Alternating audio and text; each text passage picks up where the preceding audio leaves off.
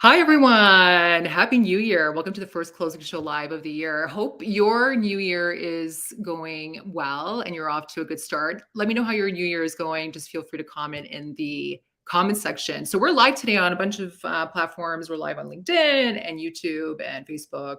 So, welcome everyone, no matter where you're joining us today. Good morning, good afternoon, good evening. And let me know where you're joining from. I think we have some people from California. I see we have a few people from Canada. I'm hosting from Toronto, so welcome anyone from Toronto. So just in case you got the ping, you don't know what this is, the Closing Show Live is a weekly live show featuring the people of Proposify, sales stars in the trenches, and revenue leaders. The Closing Show Live is hosted by me, Nadia Milani, VP of Marketing at Proposify.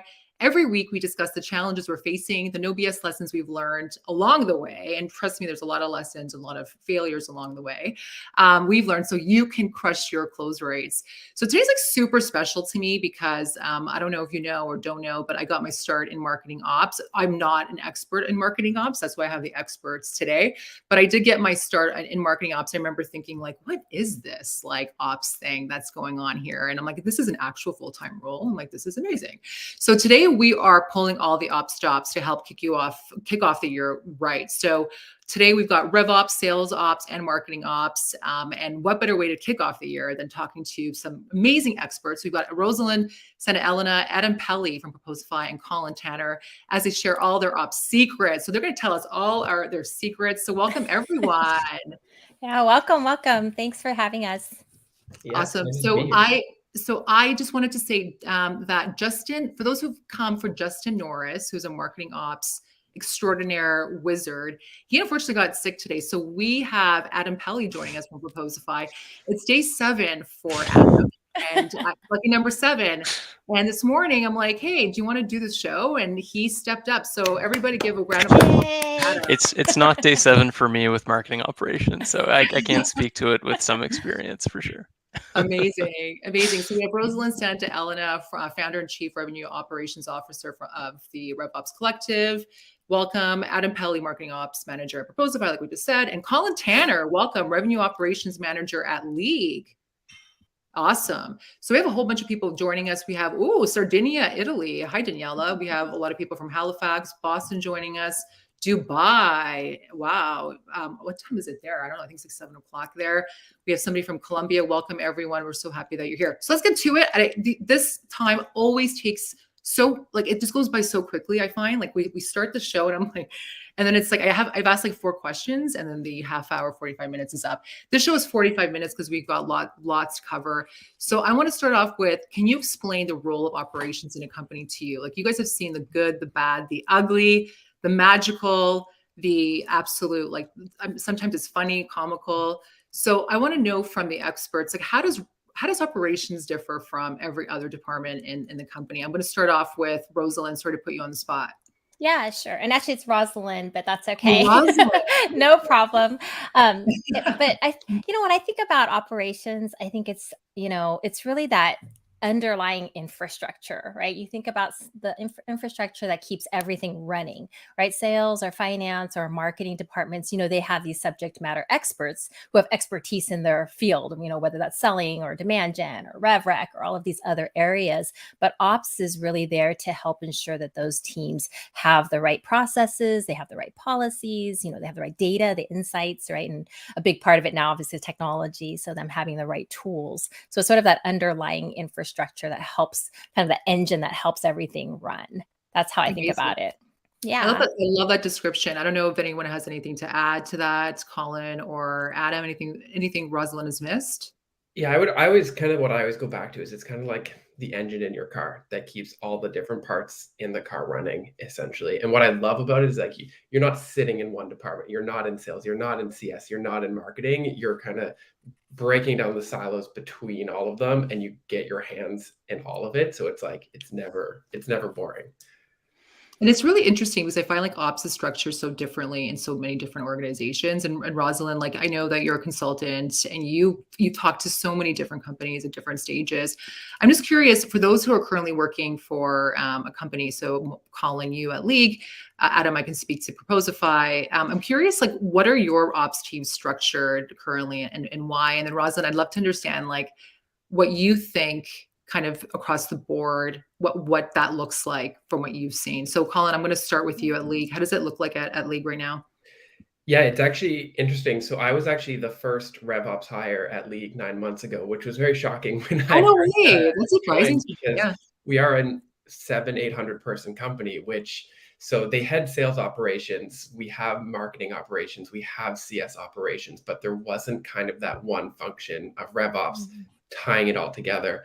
So there wasn't that engine like I was speaking to earlier, kind of bringing them. So they were all in very different silos, working on processes, helping their team, but not really thinking outside of the team. And then I think when you look at like RevOps and, bringing that RevOps or all the different operational functions together, really where the focus changes from, okay, we're just helping processes in the day to day. Now we're focusing on like, okay, now how do these processes help drive revenue? And that's where that revenue operations piece comes in. So we are still kind of siloed in the sense that we're all reporting to our individual teams, but we collaborate every week. We're in meetings together. We operate as if we are one team, but we kind of then go back to our respective managers at the end of the day.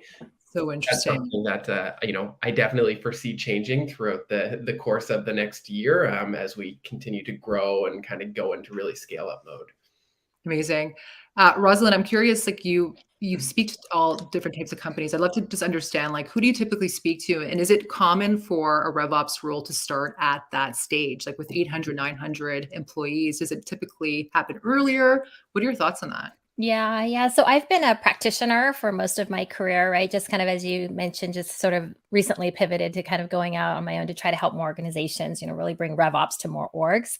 And for me, I mean, it's interesting what Colin was just talking about, because my last company actually was exactly that, right? They had different marketing ops, sales ops, customer success ops, and I was hired really to bring those teams together, right? And form a true RevOps team. And we were about 500, 600 people, 100 million ARR. So we're right at that point where they're like, okay, we know that all the wild, wild west kind of heroics that got us to this far are not going to take us beyond, to an IPO and beyond. And so coming in and really bringing all of the teams together and aligning them and trying to build some of those, I guess, get some of those benefits from having that alignment, right? Instead of each organization functioning in sort of a, in a silo, in the sense that they're really focused on their own KPIs and their own goals and, getting to their own targets, having a holistic, having somebody kind of step back and have a holistic view across the revenue process, right? End to end, from top of funnel, and especially in a SaaS business,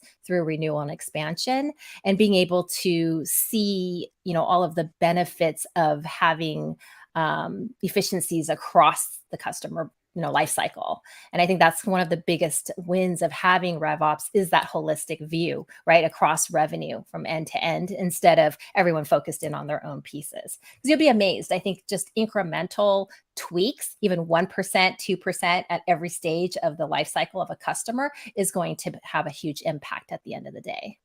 So interesting. Yeah, I heard that 10 million ARR is kind of usually when companies should start looking at potentially bringing in a RevOps function. Is that true? Is that simplistic? Thoughts from the team?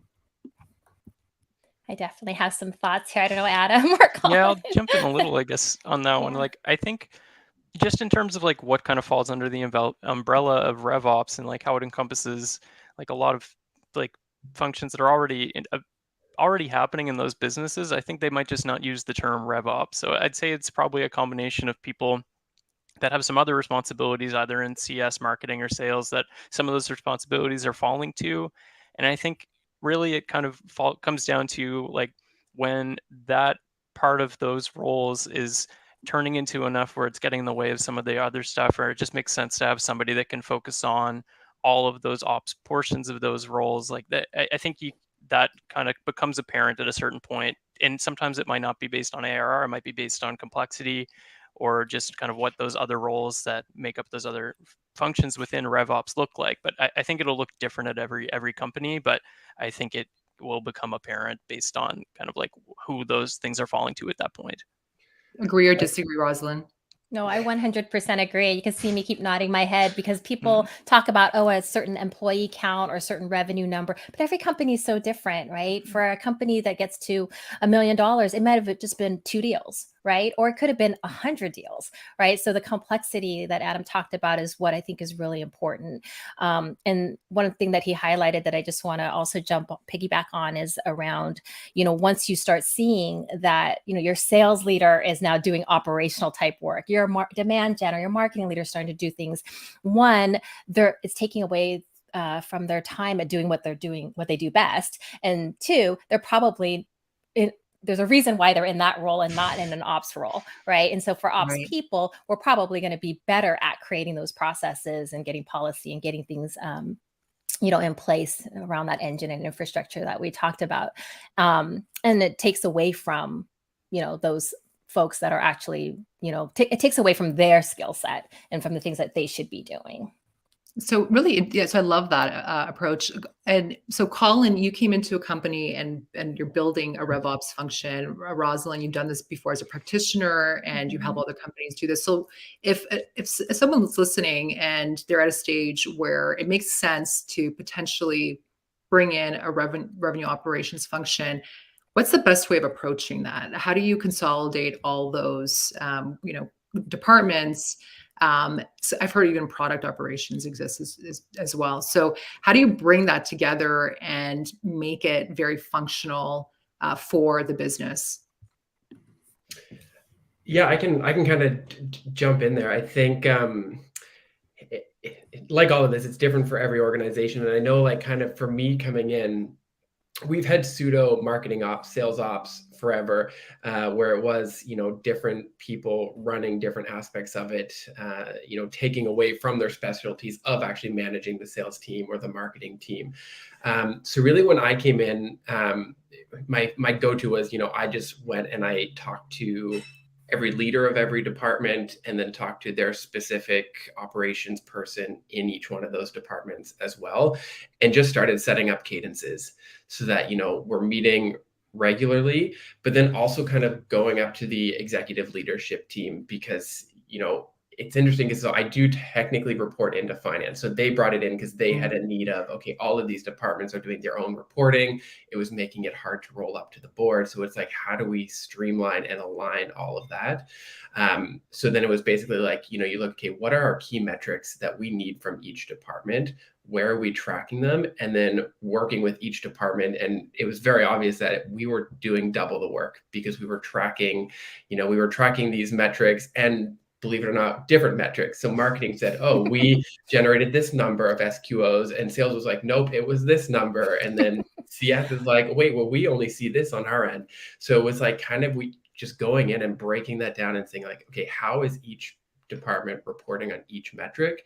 And then saying, okay, where's our source of truth and how do we move everything into that? Because we were doing triple the work essentially at the end of the day. Crazy. So now double the work is a lot, but triple the work is like is insanity almost. But I've seen it. So I've seen that happen where we're duplicating data. There's different people that are pulling up data. We look at this, one person's and the other person's. And so I really love the idea of revenue operations, bringing that together. Rosalind, how do you approach bringing revenue operations into an organization that hasn't had it before? Yeah.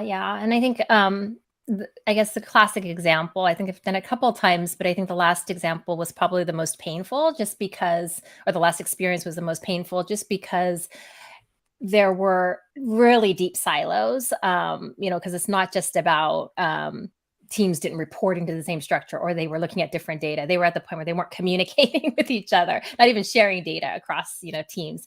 And so I think, when you come in, it's almost like I share this story quite a bit. It's almost like you go on a road show, right? And you kind of go through, like Colin mentioned, talking to all the leadership, right? But you go on this road show of like, why RevOps? It's like a selling cycle. It's like, why RevOps? Why now? And, why do you need it? And you build this sort of advocacy and get champions on board to help them understand like, hey, this is what it is. and this is why we need it, and here's how it's going to benefit you, right? Because everyone wants to know, what's in it for them. So helping them understand, the benefits of having that synergy and that holistic view, some of the things that we've already talked about around not having redundancies, right? I mean, think about not just folks doing the same work, double or triple the time, but also think about the time when they show up with those SQOs and everybody has a different number. Then you're wasting the entire, right? You're wasting the entire time meeting with, several people in a room or in a Zoom, and just talking about trying to figure out which one of the numbers is right? And then you battle How did you get the number? I don't know. How did you get that number? Yeah, and then they start looking. And that becomes the conversation. Now you're talking about how are we collecting this data, and you're not there having the meeting about what it's supposed to be about. And I think I love what you said about like explaining what RevOps is. Like that was like the aha moment when I went to each department and kind of like met with them for the first time. They're like, tell me exactly what RevOps is. I had no idea. And I'm explaining it. They're like, oh, we 100% need you here last year. Like, and then it just like got everybody's brains thinking, and it kind of just naturally happens at that point. Yeah. And then you start oh, sorry, go ahead. Oh, no, Rosalind, go ahead. No, I was just going to say that, then you start demonstrating those small wins, right? You start getting even one thing that's like, okay, now we're all aligned on our metrics, or we're all looking at least the same report in a meeting that previously was just very redundant and a waste of time for folks that didn't want to join. And then now you can focus on actually making decisions and planning and being strategic versus arguing about, where the numbers came from and whose numbers are right. So true. That is definitely an ops meme. Like how many ops, how many opportunities do you have? And I love that. It has to exist somewhere. So for those that are joining us, one thing I didn't mention at the beginning is that we're giving away consultations today. So 30-minute consultations. So if you're at a stage in your company where you're thinking, like, how do I implement ops? How do I implement RevOps? How do I make my sales ops more efficient, or marketing ops? We're giving a 30-minute consultation with Rosalind, one 30-minute consultation with Colin, and one 30-minute consultation with Justin, who couldn't be here today, but will still offer that 30-minute consultation. So what do you got to do to win? Ask a question. So if you're live or you're joining us live, ask a question for one of our panelists, and you will be entered to win. So I'm just looking to see if there's any questions now, and there's not. So just throw in one easy question and you'll be entered to win one of these amazing consultations with these experts. So I wanted to ask you that you guys had mentioned some really good things about implementing RevOps, but I want to understand, like, when you implement, like, how do you know things are broken? So how do you know things are going well, and things are just, things are going well, and things are going the way they're supposed to be going, or things potentially might be broken. So how do you know if you're being successful in your implementation? I'm happy to jump in on that one. I'll definitely, like, this will be flavored a bit for like people that are still kind of hands-on and practitioners, especially into the kind of MarTech stack. But I guess more broadly, I'll start with reporting being like one of the things that you're going to want, like reporting and dashboards, like, and keeping like good relationships with the people that are hands-on in the sales and CS and marketing functions, because they're going to be the ones that are going to see a lot of that stuff first. And you want to make sure that they have that type of relationship, that they feel comfortable coming to you with their concerns as soon as they're seeing anything. So it's not something just that they think could be a problem, but don't feel comfortable bringing it to anybody in like a RevOps role right away. And for those folks that are on the more like hands-on side and the tools, a lot of the time, don't be afraid to really like to get rid of any kind of assumptions about like how something's set up and how it's supposed to work, and follow some people through their entire life cycle and see kind of, you can find a lot of people that are falling through the gaps that way when you try to like take it step by step from creation to end, and just take some samples and just spend some time digging into that kind of thing, and make sure your teams where they can come to you if they're seeing any issues. Love it. So look at the data. Has it changed? Is it getting better? Do people agree? Any thoughts, Rosalind, Colin? Yeah, I was just going to say, I think that, how do you know it's broken? I think it's when you're constantly being, if your team is always reactive, right? And you're not proactive, right? If you're always responding to a customer issue or a problem when the numbers aren't, you're not hitting your numbers, and you're just being reactive to that and then scrambling to figure out why, right? To me, that means your ops is broken, because ideally you have, if you have a strong ops function, you're then able to put yourself in a position to be proactive, right? And to be looking at the business and constantly testing what's working and what's not, so that you can very quickly pivot and execute upon something else, right? I think teams that have strong operations, not only have the visibility to understand what's working, what's not, but you have the technical capability and the resources and the processes in place to be able to pivot very quickly and go a different path, right? And go do something differently. So if you're always looking in the rearview mirror at your metrics and your outcomes, that's a problem. And then when you do see those results, if you don't understand why, and it's a surprise to you, that's a problem. And then I think whenever you have silos or that misalignment across, the funnel, across handoffs from one team to another, that's a clear sign that you need operations help. I've definitely been there in all those scenarios, Rosalind, where what happened? Now you have Adam. Why are they going down versus up? They were up before. And it's a really horrible feeling. Yes. And then, so I think that I agree with all of that. We have some questions from the audience. Woo! So Kayla Green asks, hi from New York City. Hello. Is this event recorded? Of course it is. So you can see it on LinkedIn. It'll be there. It's also posted on our website. And I don't know if you know, but this also is a podcast after. So it's available on Spotify, Apple, and all of the places that you get your podcast. So we have Alex Freeman. Hey, Alex. Key suggestion for helping a company transition from silo ops. So if you're a siloed ops company to RevOps, what is the best way to do that? Colin, I know you touched on some of this, but if you wanted to just summarize, kind of maybe have one key point there. Yeah, I think the big piece is you don't need to jump right in. You don't need to say oh, we want RevOps, so let's go hire somebody to bring that together. I think it's as those individual teams, if they're not already meeting and talking, that's essentially where it starts, where it's okay, I'm doing sales ops, you're doing marketing ops, you're doing CS ops, whatever other departments that you have, and just starting that weekly recurring meeting to align on what is everybody focused on. You will kind of see from there, somebody will naturally come forward as a leader from that group. And it's also a way to kind of start building that RevOps function internally with the people that you already have, if you don't have budget to go out and hire somebody else.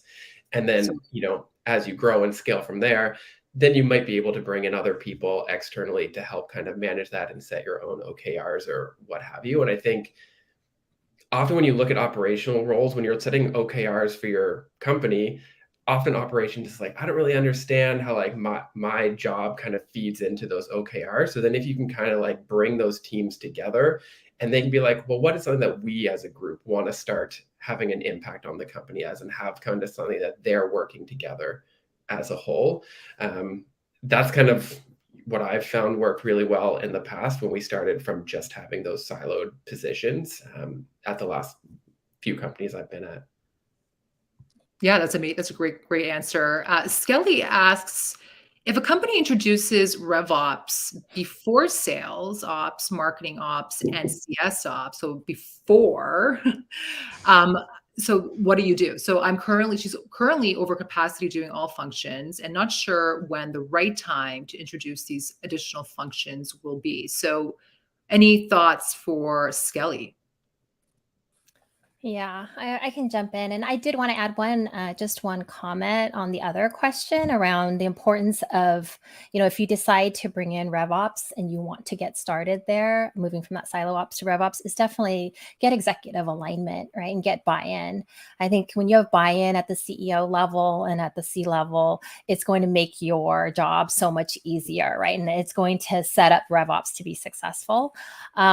I have seen a lot of companies kind of follow that path that Colin talked about, where, definitely everyone should be talking already, regardless of who they report to. And if they're not, that's also a problem. That's something you can do today, right? Get started today.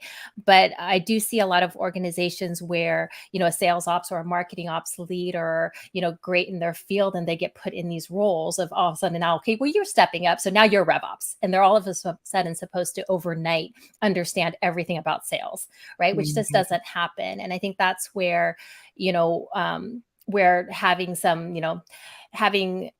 either hiring externally for a RevOps leader who's kind of done that before, or augmenting your staff with some RevOps consulting or help somewhere. I think that will, help sort of ensure that process or that implementation is successful, right? And you'll get the benefits of RevOps. Like, how do you get the executive alignment? I'm just curious, like, these are the problems that we have. This is like how we can fix it with a centralized framework. Is it like we're losing this many dollars because things are just falling through the cracks? Like, how do you present that to an executive? Yeah, I think it's all of the above, but I think it is going back to identifying. It's just like a sales cycle. You're identifying the pain. You're identifying sort of the objectives and the goals of the organization, and understanding that, hey, this is where we want to go. This is where we're at, our current state, and this is the gap, right? And this is, what is going to be the solution to fill that gap. And in this case that we're talking about, is going to be having a stronger holistic operations function, right? And I think that you'll start to see a lot of those synergies. And then on the other question around having RevOps before, I see that a lot too. That's sort of the opposite, where I have one person come in, as Colin mentioned, kind of one person come in, and now all of a sudden you have to do all of this. So I would say, the sooner the better to hire more folks to help you, whether those are generalists, because I think in earlier stage companies, a lot of times we're generalists, right? You have to do a little bit of everything. You're doing things that people don't even believe you do, but you have to go do, right? When you work for a smaller company. But the sooner you can start to bring in more expertise, whether it's general expertise or focused expertise, if that's a particular pain point or particular area where you yourself are not as strong at, then you want to bring those in as soon as possible. Curious, are there any drawbacks to bringing a RevOps function in? Like, I'm just thinking, like, if you have a siloed approach, like you have marketing and you have sales and you have CS ops, like, are there any drawbacks by centralizing it? I'm just curious. I have heard some drawbacks. Yeah. Like sometimes, like all of a sudden, marketing doesn't become a priority as much anymore. Yes. For example, I don't know any of the marketers listening, but I've definitely seen that happen before. Especially if you have one RevOps person or a really small RevOps team, like all of a sudden, like you have to like almost prioritize. You can't do it all. So thoughts from the panel. Yeah, I think, I'm kind of nodding my head because I do think that goes back to, hiring for somebody who really understands and has expertise across the funnel, right? Because if you come from a sales ops background or a marketing ops background, and then you're thrown into sort of a rev ops role, naturally, our human tendency, right, is that we gravitate towards the things we're strong, and we go and do those things first, right? Because we are capable in those areas. And then it becomes a shift in focus. And I have seen the same thing in organizations, just from peers and from networking to talk to folks, that they are in marketing ops, they hire a rev ops leader who is very sales ops focused, and then they lose, visibility around marketing. And so I think it's really important that if you are going to hire a RevOps, that you have truly, a RevOps professional in the role that's going to look at the entire customer lifecycle, right? And have equal priority for the customer. Really, if you want to just focus, ideally they're focused not on supporting one piece of it, but supporting the customer experience and revenue, right? Because at the end of the day, that's what we all want: more revenue, faster. 100%. So for those just joining us now, we are giving away 3 consultations. So if you are in an operations mess right now, which I've been in a few times, then it's a really great opportunity to get free advice from some experts who've been there, done that. So we're giving away 1 30-minute consultation with Rosalind, 1 30-minute consultation with Colin. It's really hard to say consultation this many times. And one 30-minute consultation with Justin Norris, who could not be here today, but is not feeling well, but will meet with you when he's feeling a little bit better. So all you got to do is ask a question. So if you have any questions for the panel, just feel free to ask them. They know everything. So when it comes to operations, so it's a really great opportunity to do so.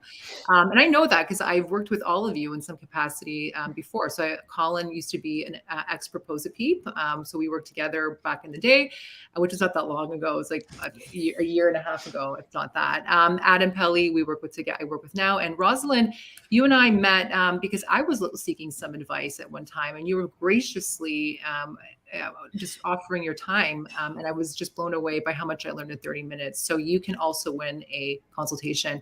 So I'm going to ask a controversial question, and I'd love to get some I'd love to know your opinion in the audience, those who are listening. I put your answer into the chat, but who should RevOps report into? Thoughts from the panel. I'm going to go with Colin first. That's a loaded question, but it's such a short question. So I've actually reported up to a VP of sales. I've reported up to CFO, CRO, all of them. To me, I think the best one is rolling up to a CRO. If you're not your own, because I know there's also a ton of discussion right now too about like, should RevOps be their own department, and they roll directly up to the CEO as well. And I think that's a really interesting take as well. But I think from the CRO perspective, they do kind of have that. They're looking at revenue from all aspects. They're not just looking at sales. They're not just looking at post-sale revenue. They're looking at everything, and they do kind of have their hands in everything, similar to RevOps. So that would be my instinct. But yeah, every company is so different. So I'm actually curious what everybody else is. Ooh, I disagree, but I'm going to wait. I'm going to bring my comments in later. But we have CRO or CEO from Alex Freeman. We have our Peach who's joining us. It says COO. Rosalind, what are your thoughts? Yeah, I think this question, I don't think we've ever escaped a webinar event or a live discussion without this question being thrown out. And, I think that revenue operations, I mean, we are the right hand to the revenue leader, right? So to me, whoever owns end-to-end revenue, what is the person that a head of RevOps or a VP of RevOps should report into.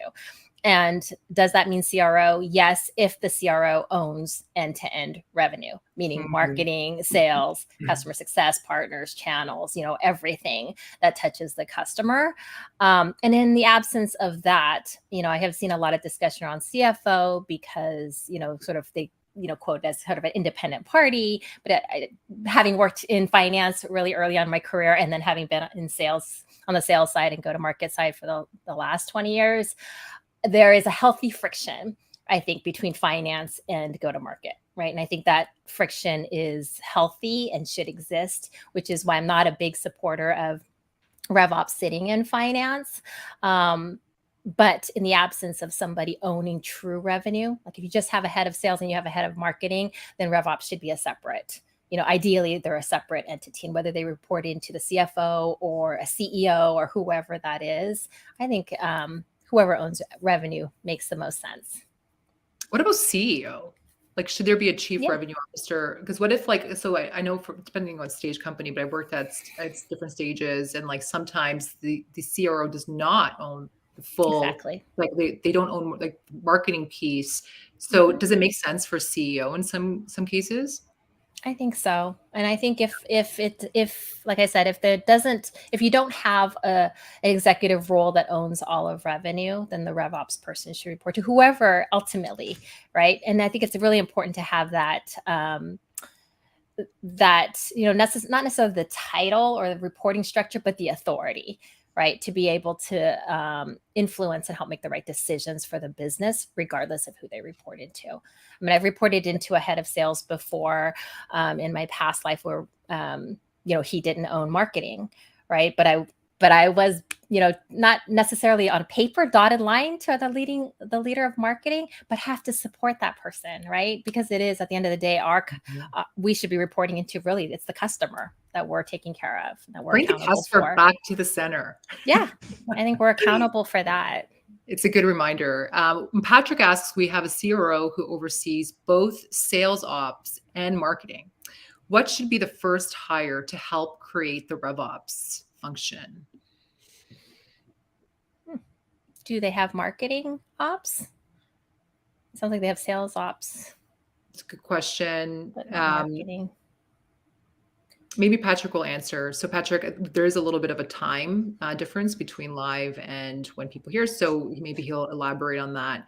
Can I ask a quick question on tools and tech? So like we're going into, we know the macroeconomic situation of this year. Everybody's been talking about it. People are looking to tighten, spend, looking at tools and tech, but like, how do you know if you're under investing and in tools and tech, and especially in this kind of climate that we're in, where we're potentially, or if not already, in a recession? how do we, how do you approach tools and tech from a RevOps or operations perspective so you can still do what you need to do, but also, especially if you're reporting to CFO, you are economically conscious. And how do you pitch like tools and tech in this climate? Curious to hear the panelists. And I just came up with this question. And that's something we discussed right before the show. So any thoughts on that? I can weigh in on that a little bit from Yes, like Adam. a marketing tools kind of perspective. And I think like how you can go about like pitching a tool or like looking at your current tech stack is like looking at what's the time savings part, like first off that's like this tool is going to bring, or like what existing functionality or new functionality would it be able to create? Because I think you're less comparing it with other tools sometimes, and it's more like almost a conversation of headcount, because sometimes the tools are replacing can be used to kind of like augment, or it can be a thing where it's like, okay, maybe we don't need to increase headcount if we have these additional tools that can do some of these other functions. But I think, yeah, like reframing it sometimes to look less about like sometimes what the actual tool is doing and look at it from like who is this going to be impacting in terms of like a time savings perspective and stuff, and freeing you up to work on some other stuff. But yeah, that's how I've kind of seen it manifest in terms of like marketing tech stack lately. Love it. I think too, like on the topic of like tech stack, when you have the silos, each team is owning their own tools. So then their tools are not talking to the other department's tools. And that was one thing when I came into League. It was like we had so many tools in our tech stack, some that, hadn't been touched in 6 months plus, because one sales leader at one point brought it in, thought it was going to fix everything. It never got the adoption, and it was just sitting there. So I think the first thing is like go through everything that you currently have, and there might be something in there that you don't even know that you're paying for, that nobody's using. Hopefully that's not the case, but I've seen that happen way too many times. But then also, like if you are kind of communicating, I think you can look and be like, oh, marketing's using this tool already, and that tool has this other capability that's going to solve what we need, rather than bringing in another tool. So often you can kind of solve those, if in, the times that we're in where maybe we don't have that budget to bring on new tools, it is just reevaluating the tools that you do have, making sure you're getting the most out of those. And if you're not, maybe it's replacing a tool that kind of does more than just what that one tool can do that's not really being adopted. Such good tips. I hope the tool that wasn't used for 6 months was like not the CRM. I could say no, but so it was the sales team not inputting their data into Salesforce. It was a bad ops joke. Okay, so we have actually a question, a really good one from the audience. So Skelly asks, and Skelly, you're very engaged today, and I really appreciate that. Love to hear more about the right metrics to track in sales ops, marketing ops, and CS ops to build a growth machine. So very good question. Really, operations is the epicenter of data within an organization, or should be. So how do you track the right metrics? What are the right metrics? Who wants to go first? I can go first. I think, I look at operations, our metrics should be the go-to-market metrics, right? The go-to-market targets. What are those objectives across revenue? And we should be measured against the same, right? And how we get there and our input and our influence to achieving those metrics is going to be different, right? Because we're not the ones on the phone calling clients or customers. We may not be the ones creating campaigns or, coming up with the creativity and such around that, but we are the folks that enable those things. And so I think we should be tied to the same goals, same initiatives. And that's how you measure success, right? Around, one, if we hit our targets, like our revenue targets, if we, hit our retention rates and such, but also around where we're making incremental improvements around efficiency, right? We're getting people ramped. We're getting reps ramped faster. We're getting, things turned around faster when we're creating events. We're getting leads routed quickly and, all of that. There's so many different things to measure, but at the end of the day, it's revenue is top of mind for me. And that's just not just net new revenue, but revenue retention, especially in this market. Yeah. Yes, there are. So I agree with that, and I actually think this is a really great use case to pitch RevOps. Like if we're not on unified metrics, it's a really great business case for your executive team. We need RevOps because we need to centralize all of our metrics and making sure that we're creating a unified system for all, a unified system for all. Colin, Adam, agree, disagree with what Rosalind's saying? Revenue is a top metric.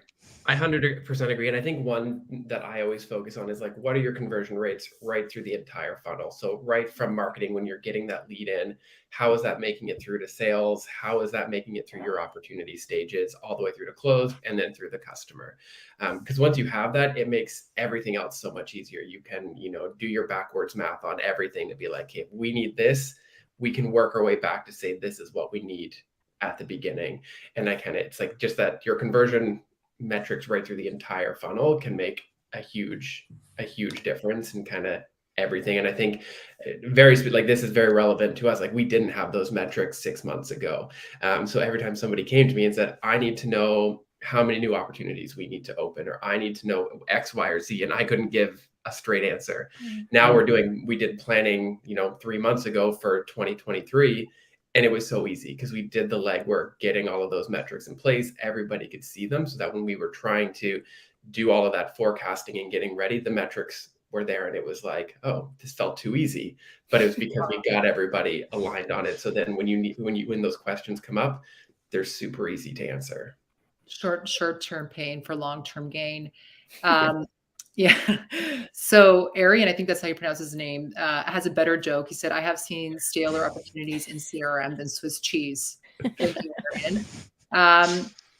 So when the industry is trying to realign and figure out the RevOps function, as someone who builds tech products for a living, drop in a few major pain points in your everyday life as a RevOps manager. Yeah, that's a really good one. So what are your, as a practitioner, what are your major pain points? Like, how would you describe that? That's just fun. I love that question, Arian. Like, what's the biggest, hardest thing as a RevOps professional? Oh, wow.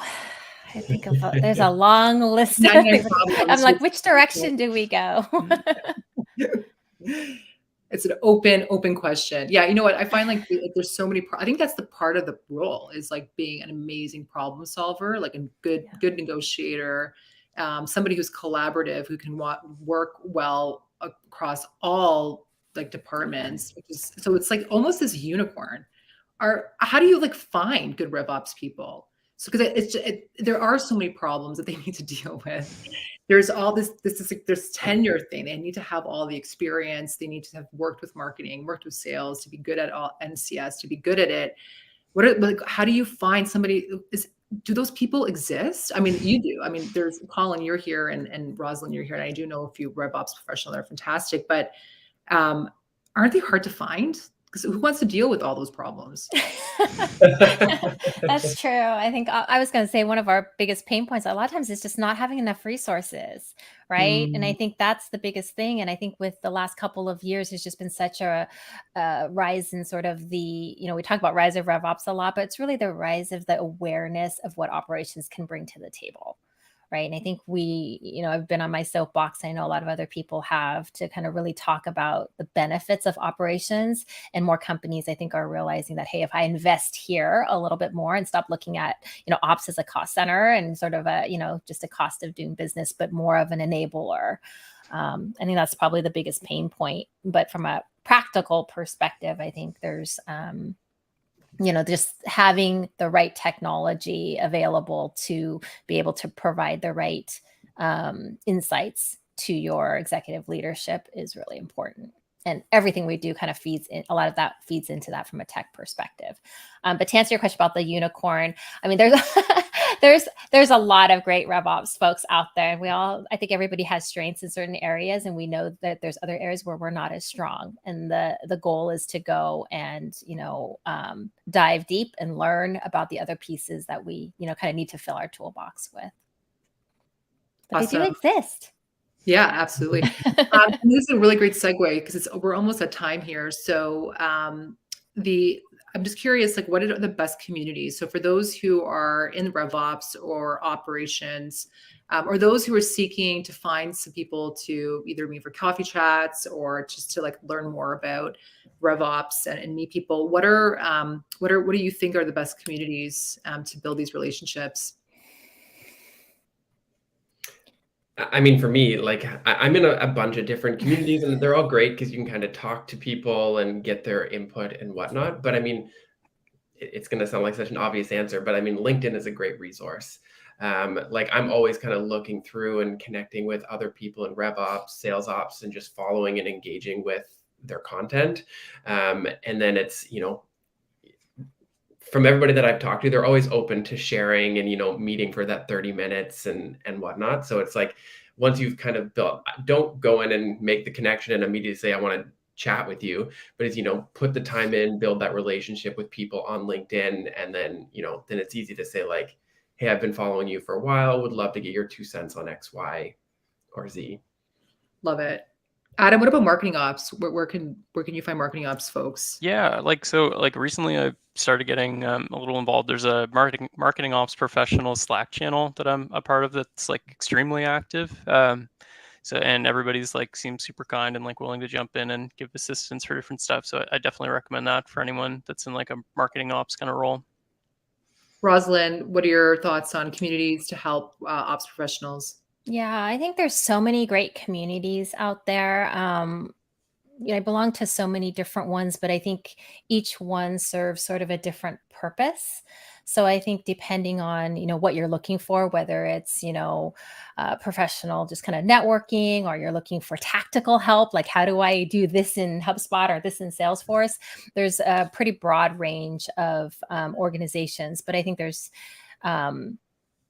a lot of different communities, and I'm going to do a shameless plug for myself because I am launching a community for RevOps. So the RevOps Collective is launching a community in the next couple of weeks, but it's really focused on RevOps and by RevOps, for RevOps.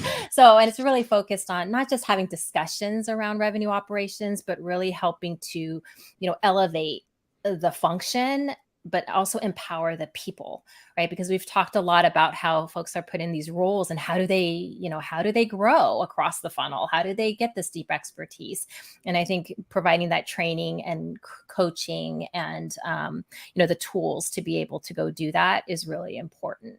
And like I said, a lot of the community is great for networking, meeting people, asking 1 or 2 questions, getting some feedback on tools, things like that. But 100% focus on all we're doing is elevating the function and the people. So amazing. I'm excited to do that. I'm excited because to your point, a lot of times people ask me, what's the best RevOps community to join? And I'll give them a list of communities to join that might meet their needs. But what they're really looking for a lot of times is that coaching and training. It totally needs its own thing. I agree. Yeah. So you heard it from Rosalind. Join the community, and please, Rosalind, share it in the chat from the event today. So we're at time, and I want to thank all of you for joining our first closing show live of the year. It was a really good one, super engaged. Adam, Rosalind, and Colin, thank you so much. Colin, by the way, a birdie told me that it's your birthday this Friday, so happy early birthday to Colin. Friday the 13th. Happy early birthday. Friday the 13th. Good luck. And I want to wish everyone a really good start to the year. All the winners of the 30-minute consultations will be contacted directly on LinkedIn today. And we'll hit you up with an email that we can continue the chat on how you can fulfill that 30-minute consultation. Thanks, everyone. Join us next week. We're going to be live with Ramlee John, who is a PLG expert. So for those who don't understand PLG, don't understand a PQL, don't understand how to optimize sales within the product. Next week is going to be an amazing show where we're going to go deep on that. So thanks, everyone. Have a great day. Thank you. Thanks to you.